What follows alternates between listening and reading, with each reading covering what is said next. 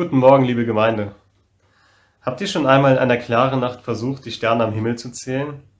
Ich habe es ein oder zweimal versucht und das war für mich etwas frustrierend, weil ich gemerkt habe, umso länger ich in den Himmel gucke, umso mehr Sterne sehe ich eigentlich und ich schaffe es nicht, sie zu zählen.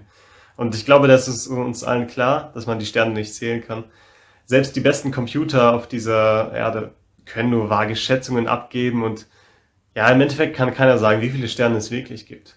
Im Internet habe ich gelesen, dass man davon ausgeht, dass es über 70 Trilliarden Sterne gibt im ganzen Universum. Das ist eine Riesenmenge, also 70 Trilliarden, das ist eine 7 mit 22 Nullen, also wirklich viele Sterne. Alle sind sich einig, man kann die Sterne nicht zählen. Und wir gucken uns heute einen Text an, in dem es auch um eine unzählbare Menge geht. Johannes der Jünger ist auf der Insel Patmos und bekommt von Gott viele Einblicke in die Zukunft dieser Welt. Diese Einblicke schreibt er dann in dem letzten Buch der Bibel, in der Offenbarung, nieder. Und in Kapitel 7 lesen wir von einer Vision, die er hat. Und dort sieht Johannes etwas Überwältigendes. Er sieht eine Menge von Menschen, die so groß ist, dass niemand sie zählen kann. Ich lese Offenbarung 7, die Verse 9 bis 10. Nach diesem sah ich und siehe eine große Schar, die niemand zählen konnte. Aus allen Nationen und Stämmen und Völkern und Sprachen, die standen vor dem Thron und vor dem Lamm, bekleidet mit weißen Kleidern und Palmzweige waren in ihren Händen. Und sie riefen mit lauter Stimme und sprachen, das Heil ist bei unserem Gott, der auf dem Thron sitzt und bei dem Lamm. Ich will heute Morgen nicht den kompletten Text auslegen, sondern nur auf eine Eigenschaft Gottes hinweisen, die hier sehr deutlich wird. Und zwar sehen wir in diesem Text, dass Gott ein Herz hat für alle Nationen, für alle Völker, für alle Sprachen und für alle Stämme. Johannes sieht das, was irgendwann Realität werden wird, dass aus jedem Volk Menschen Gott anbeten werden. Diese Realität entspricht genau dem, was Gott schon immer gewollt hat. Schon bei der Erwählung von Abraham wollte Gott, dass das Volk, das daraus entsteht, ein Segen ist für alle Völker dieser Erde. In 1. Mose 26, Vers 4 lesen wir, und ich will deinen Samen mehren wie die Sterne des Himmels, und ich will deinem Samen das ganze Land geben, und in deinem Samen sollen gesegnet werden alle Völker der Erde.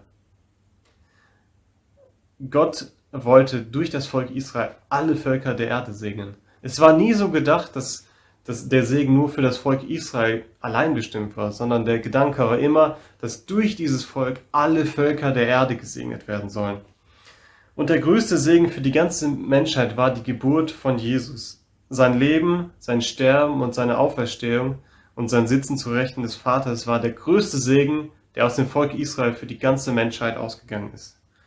Und dieser Segen sollte sich über alle Völker der Erde ausbreiten. Wir sehen also, dass es schon immer Gottes Plan war, alle Nationen zu segnen. Und in der Offenbarung sehen wir, das wird irgendwann Realität werden. Irgendwann wird es in jedem Stamm, in jedem Volk, in jeder Sprache und in jeder Nation Menschen geben, die Gott anbeten und zu der Gemeinde Gottes gehören. Gott hat ein Herz für alle Nationen. Und für Gott ist es ein riesiges Anliegen, dass aus jedem Volk ihn Menschen anbeten. Jesus gibt seinen Jüngern den Missionsbefehl am Ende seines Lebens, bevor er in den Himmel aufsteigt und sagt dort, geht hin und macht zu Jüngern, wen? Alle Völker. Gott hat so ein riesiges Anliegen für alle Völker und deswegen sollte das auch für uns ein riesiges Anliegen sein. Wenn Gott ein Herz für alle Völker hat, dann sollten auch wir ein Herz für alle Völker haben.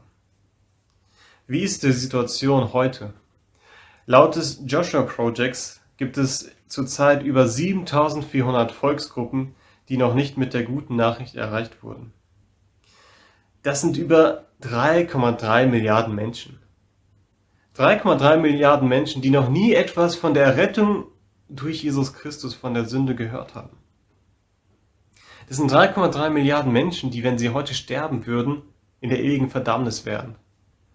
Das sind 7425 Völker, die von Gott sehr geliebt werden. Und er hat sie so sehr geliebt, dass er uns, nämlich seiner Gemeinde, den Auftrag gegeben hat, sie zu erreichen. Gott will aus jedem Volk Menschen erretten und er wird aus jedem Volk Menschen zu sich ziehen. Die Frage ist, welchen Platz nimmst du in dieser großen Herzensvision Gottes ein? Was kannst du tun, um deinen Teil zu der Mission Gottes beizutragen? Ich denke, das Wichtigste ist das Gebet. Du kannst heute ganz bewusst für ein unerreichtes Volk beten. Im Internet oder in verschiedenen Apps kannst du dir Informationen zu den unerreichten Völkern einholen und dann ganz konkret für die Menschen aus diesem Volk beten. Du kannst zum Beispiel einfach Unerreichte des Tages bei Google eingeben und kommst dann auf die Seite vom Joshua Project, die jeden Tag ein unerreichtes Volk vorstellen. Ich will dich ermutigen, das zu tun und heute für ein Volk zu beten, das noch nicht mit der guten Nachricht erreicht wurde. Denn Gott hat ein Herz für alle Nationen und eines Tages werden aus jedem Volk ihn Menschen anbeten.